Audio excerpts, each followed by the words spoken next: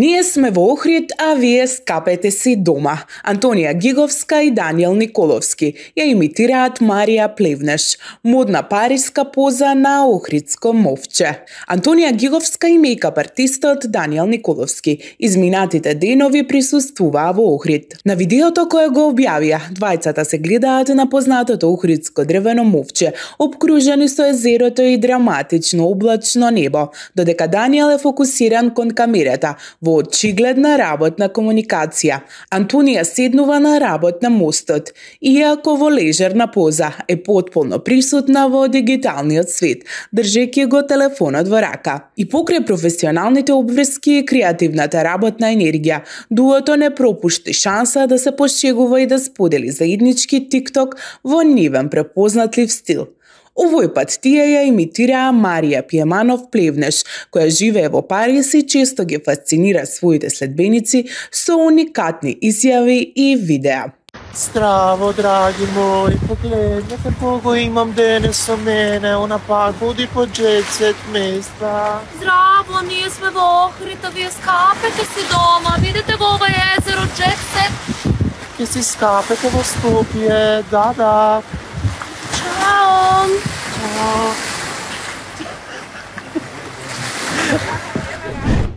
Повреден, но непобедлив, Петар Мијалков со херојски настап во Словачка. Нашиот познат моторциклист Петар Мијалков покажа што значи вистинска храброст, спортски дух и непоколеблива волја. И покрај сериозната повреда на десната рака и десната нога, младиот ас продолжи да се надпреварува, и тоа со одлични резултати на меѓународната сцена. Во драматичен викенд во Плевен, Мијалков претрпе тешки удари, пошто само 4 дена подоцна повторно се најде на тркачката патека, овој пат во Словачка, без ниту еден тренинг пред квалификациите и двете трки. Во објавата на неговиот Инстаграм профил Мијалков напиша: Плевен не беше лесен викенд, повредена десна рака и десна нога, големи болки. Но само 4 дена подоцна бев на патеката на Словачка, без тренинг, само квалификации и 2 трки. Со повредена десна рака, која е клучна за кочење и газ, завршив на 4-та позиција од вкупно 24 надпреварувачи во БМУ Европскиот шампионат. 10-та позиција од вкупно 34 надпреварувачи во Алпе Адрија интернационалниот шампионат. Со овие резултати останав на првата позиција со БМУ Европскиот шампионат. Ова покажува дека со страст и волја граници не постојат. Ви благодарам од срце на сите мои поддржувачи и спонзори. Без вас ништо од ова немаше да биде возможно. Вашата верба ми дава сила да продолжам и да ги постигнам целите.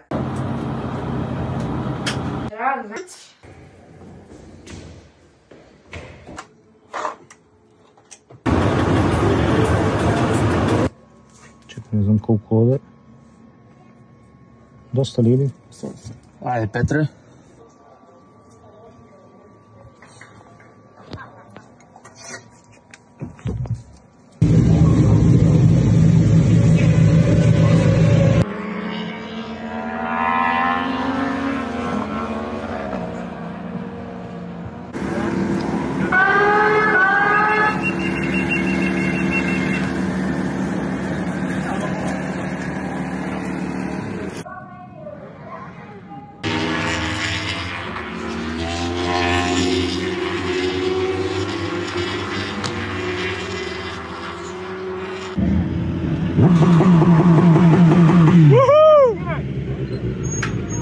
Мајстору му стиле дека знае бај човек и пестракшан да возе. И пестракшан. Саша Мирковиќ стигна во Македонија и откри: Хајп продукција ќе започне со снимање на серии тука. Сопственикот и директор на Хајп телевизија и Хајп продукција, Саша Мирковиќ, по престојот во Хрватска каде што присуствуваше на снимањето на новата серија Лето без мрља, пристигна во Македонија. Мирковиќ се огласи на својот TikTok профил каде што ги сподели сите детали околу новите планови. Македонци, добро ве најдовме. Ви благодарам пред се што ја следите Хајп телевизија. Ви благодарам што не пречекавте, што сте одлични домакини и што вашите луѓе ја прифатија Хајп телевизија како своја. На крајот сакам да кажам, кога ме прашуваат зошто кај Александар Македонски, па каде би отварал фирма во Македонија, ако не кај Александар Македонски? Ви благодарам многу. Многу ве сакам и во најскоро време Hype продукција ќе започне со снимање на серии тука во Македонија, како што веќе тоа го правиме во Босна и Херцеговина, Хрватска и Словенија. Се разбира, во Србија сме како дома, тоа одамна го работиме. Сакаме сите да бидеме среќни, сите да живееме во мир и сите да живееме во благосостојба низ целиот Балкан. Многу ве сакам и до следната средба, а јас сега одам за Белград, изјави Мирковиќ. Македонци, добро ве најдовме. Хвала вам пре свега што пратите Hype телевизију. Хвала вам што сте нас сачекали да будете одлични домаќини и хвала вам што су ваши људи prihvatili Hype televiziju kao svoju televiziju. Na kraju želim da kažem, kad me pitaju a što kod Aleksandra Makedonskog, pa gdje bi u Makedoniji nego kod Aleksandra Makedonskog otvorio firmu. Hvala vam puno ve sakame i u najskorijem vremenskom periodu Hype produkcija će i ovde u Makedoniji početi sa snimanjem serijskog programa kao što to radi već u Bosni, Hercegovini, Hrvatskoj, Sloveniji, naravno u Srbiji smo kao matičnoj zemlji i kući to odavno radimo i želimo da svi budemo srećni i da svi živimo u miru i da svi živimo u blagostanju na prostoru celog Balkana. Volim vas puno i do sledećih susreta. Диалог за Белград. Ćao.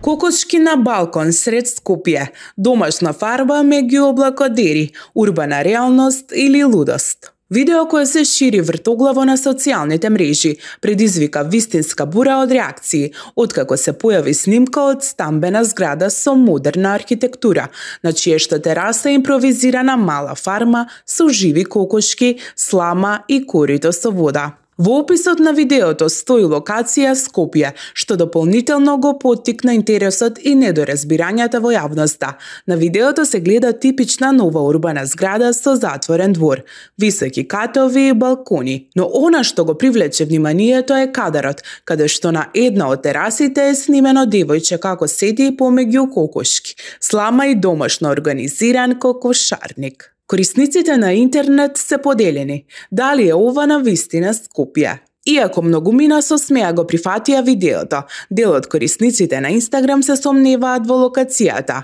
Не е ова Скопје. Кај е ова? Не ми личи на Скопје. Не е Скопје, не се палете одма. Сепак точната локација останува непотврдена. Некои тврдат дека станува збор за зграда во странство. Независно дали видеото е во Скопје или не, утвара едно пошироко прашање. Дали е прифатливо на тераса во зграда да се чуваат животни, особено живина? Од хигиенски аспект ова може да биде проблематично за соседите, особено поради мирисите кои се шират во лето, потенцијални болести, непријатност за соседите, но од друга страна во време на зголемени цени на храна и урбана изолација, некои луѓе можеби ова го гледаат како практика, како начин на самоодржливост и приближување до природата. Без разлика дали видеото е навистина снимано во Скопје или не, очигледно е дека социјалните мрежи се мокна алатка за отварање на нови дискусии за тоа каде живееме и што е прифатливо во урбаните заедници.